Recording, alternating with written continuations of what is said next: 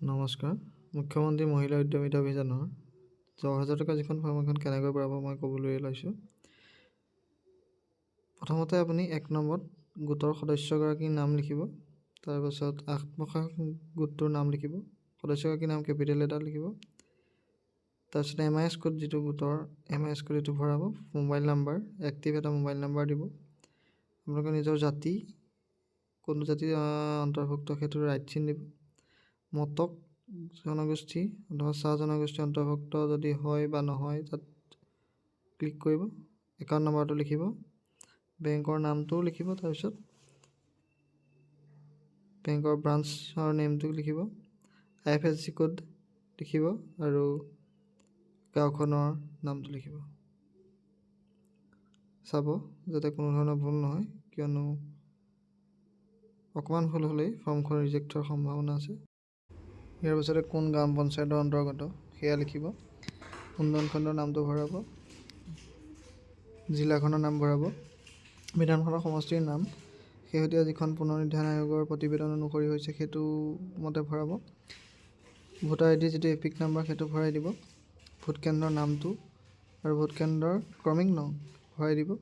সন্তানৰ সংখ্যা কেইজন সেয়া লিখি দিব।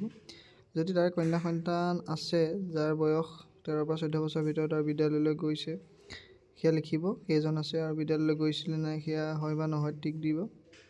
অমিত বৃক্ষ আন্দোলনত ৰোপণ কৰা গছপুলিকেইটা যদি জীয়াই আছে হয় লিখিব, যদি নাই তাৰ ঠাইত নতুন গছপুলি ৰোপণ কৰিছে সেয়া